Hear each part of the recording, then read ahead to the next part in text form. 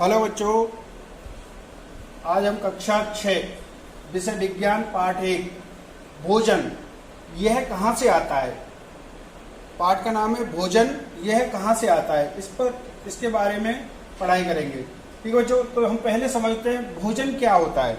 भोजन क्या होता है, तो भोजन आप सामान्य रूप से जानते हैं, जिन चीज़ों को हम अंतर्ग्रहण करते हैं खाते हैं वो हमारा भोजन होता है। लेकिन हम लिखेंगे कैसे, इसके लिए लिखने के लिए कहेंगे सजीव वातावरण से जिन पदार्थों या वस्तुओं को अपने शरीर में अंतर्ग्रहण करता है, जिससे उसके शरीर का वृद्धि एवं विकास होता है, भोजन कहलाता है। ठीक है बच्चों, तो ये आपकी भोजन की परिभाषा हो गई। तो भोजन जो है, जो शरीर अपने जिंदा रहने के लिए जिन चीज़ों का अंतर्ग्रहण करता है, जिनको हम रोज खाते हैं, वो भोजन कहलाता है। ठीक है, अब और ये पदार्थ या वस्तुएं खाद्य पदार्थ कहलाती हैं। तो ये जो चीज़ें हैं जिनको सजीव लेता है या डे बाई डे जो खाता है, प्रतिदिन जो खाता है, वो वस्तुएं क्या कहलाती हैं, खाद्य पदार्थ कहलाती हैं। क्या खाद्य पदार्थ कहलाती हैं, जिनको सजीव खाता है। ठीक है, अब खाद्य पदार्थ आपकी समझ में आ गया, भोजन आपकी समझ में आ गया। अब ये भोजन कहाँ से आता है, ये कहाँ से मिलता है आपको भोजन, किन से हमें भोजन प्राप्त होता है। क्या हम अपना भोजन स्वयं बना लेते हैं? नहीं, हम अपना भोजन स्वयं नहीं बना सकते। हम भोजन किन्हीं अन्य सजीवों से या निर्जीव वस्तुओं से अपना भोजन ग्रहण कर लेते हैं। ठीक है, तो हम देखते हैं कि जो भोजन हमें कहाँ से प्राप्त होता है। तो भोजन हमें या तो पेड़ पौधों से प्राप्त होगा या जंतुओं से प्राप्त होगा। तो अभी हम देखते हैं विभिन्न खाद्य पदार्थ। तो खाद्य पदार्थ कौन कौन से हैं, तो आप जानते हैं मनुष्य रोटी खाता है, चावल खाता है, दालें खाता है, सब्जियां खाता है, फल खाता है, मांस खाता है, अंडा आदि, ये सब मनुष्य खाता है। ठीक है, तो ये जो खाद्य पदार्थ हैं ये हमें कहाँ से प्राप्त होते हैं, सोचिए। तो आपको पता चल रहा होगा, जैसे कि रोटी है, चावल है, दालें हैं, सब्जियां हैं, फल हैं, ये सब किससे मिलते हैं, सोचने की कोशिश करो, जानने की कोशिश करो। और मांस, अंडा, ये कहाँ से मिलते हैं। ठीक है बच्चों, तो हम देखिए जो पदार्थ हैं, खाद्य पदार्थ हैं, उनको जो प्राप्ति के स्थान जो कहाँ कहाँ से मिलते हैं, उनको हम 2 भागों में बांटते हैं। उससे पहले हम एक और पढ़ते हैं, खाद्य पदार्थ एवं कच्ची सामग्री। कहने का मतलब जो हम खाद्य पदार्थ हमारी रसोई में बनते हैं वो कौन सी चीज़ से मिलकर बनते हैं। जैसे आपने देखा रोटी, हमारी जो रोटी है वो किससे बनती है, अक्सर गेहूं की रोटी, गेहूं के आटे से हमारी रोटी बनती है। बाजरे की रोटी भी होती है, मक्के की रोटी भी होती है, तो अलग अलग तरह की रोटी होती है। तो ये हमें क्या है, इस तरह के अनाजों से हमारी रोटियां बनती हैं। चावल को हम क्या है, चावल के रूप में पकाकर खाते हैं, इससे कोई रोटी वगैरह हम बनाते नहीं हैं। ठीक है, दालें हमें पेड़ पौधों से मिलती हैं। तो हमने देखा कच्ची सामग्री कहाँ से कौन सी मिल रही है। तो देखा आपने रोटी को बनाने के लिए हमें क्या चाहिए, आटा चाहिए, चाहे वो चाहे वो गेहूं का आटा हो, चाहे वो बाजरे का आटा हो, चाहे वो मक्के का आटा हो।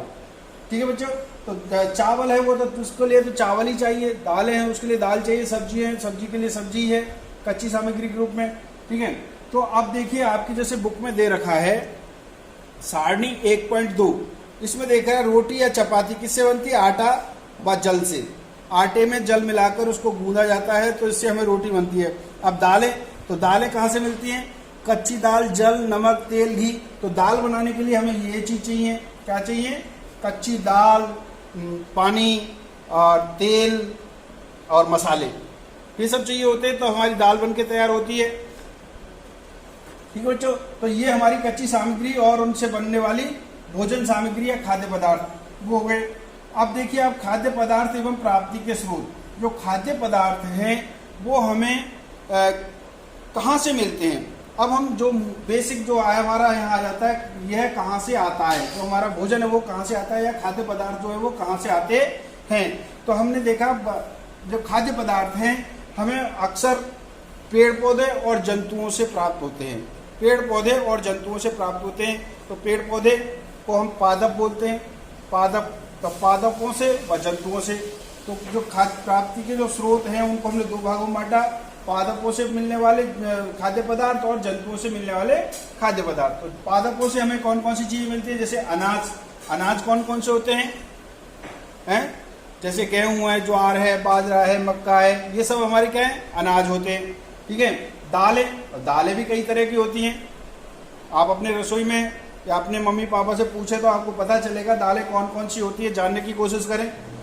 ठीक है, दालें जैसे चना, अरहर, मूंग, उड़द, ऐसे और भी कई दालें होती हैं।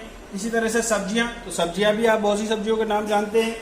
कौन कौन सी सब्जियां होती हैं, जैसे आलू, टमाटर, गोभी, लौकी, तुरई, करेला, इस तरह की बहुत सारे टिंडे, बहुत सारी सब्जियां हैं, उनके नाम आप जानते ही हैं। फल, तमाम फल, जैसे इन दिनों में आम चल रहा है, आम, अमरूद, केला, सेब, अंगूर, संतरे, तो इस तरह से बहुत सारे सब। अच्छा, फिर हमारे जो भोजन जो मसाले हैं वो किससे मिलते हैं, वो भी पेड़ पौधों से मिलते हैं। तो मसालों के नाम भी आप याद होगा।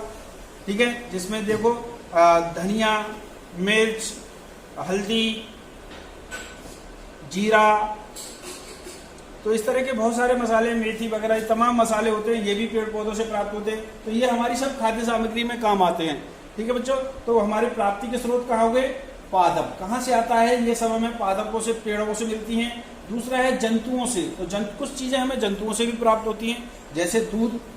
दूध पेड़ों से मिलता है? नहीं, दूध जंतुओं से मिलता है, जैसे गाय, भैंस आदि से हमें दूध मिलता है? कुछ लोग अंडे भी खाते हैं, तो अंडे भी हमें किससे मिलते हैं, जंतुओं से मिलते हैं, जैसे मुर्गी के अंडे। अब मांस, तो कुछ लोग जो मांसाहारी, जो मांस खाते हैं, तो उनको मांस कहाँ से प्राप्त होता है, वो भी जंतुओं से प्राप्त होता है।